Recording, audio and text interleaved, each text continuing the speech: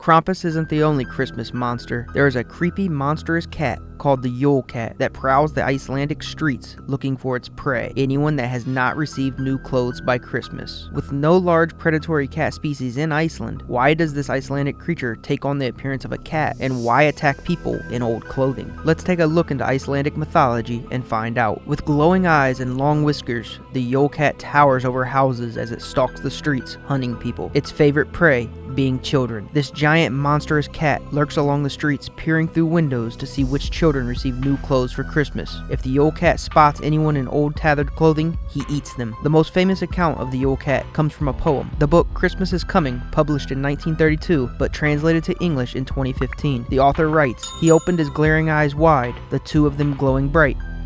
It took a really brave man to look straight into them. His whiskers sharp as bristles, his back arched up high, and the claws of his hairy paws were a terrible sight. He gave a wave of his strong tail. He jumped and he clawed, and he hissed, sometimes up in the valley, sometimes down by the shore. He roamed at large, hungry and evil, in the freezing Yule snow in every home. People shuddered at his name. If one heard a pitiful meow, something evil would happen soon.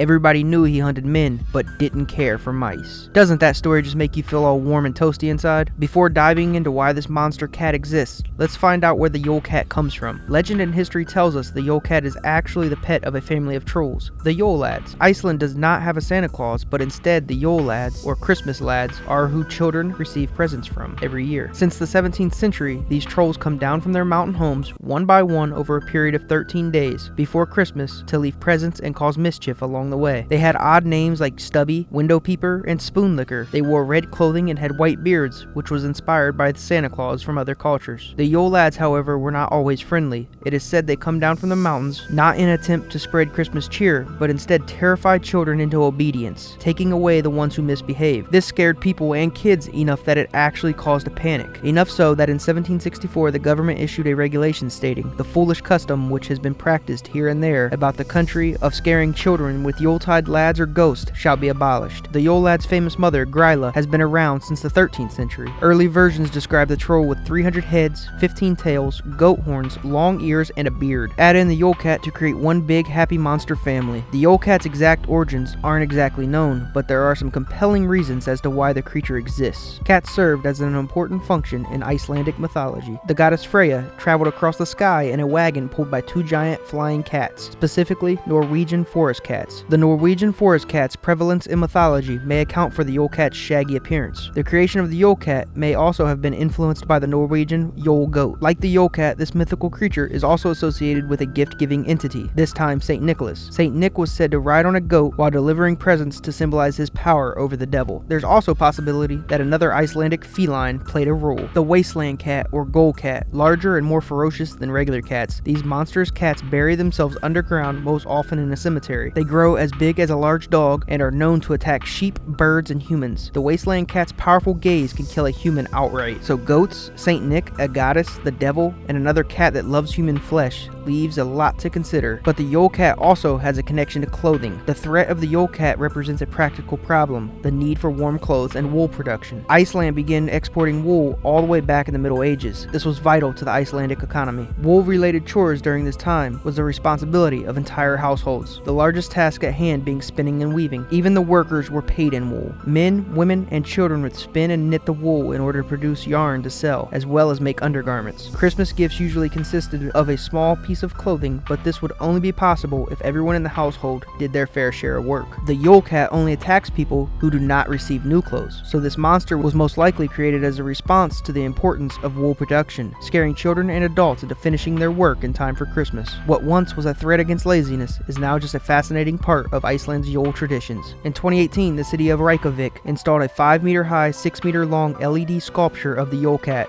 Its glowing red eyes serve as a reminder of the importance of hard work. Up next, check out our video about Krampus, the Yuletide monster and Christmas demon. And don't forget to like, subscribe, and share.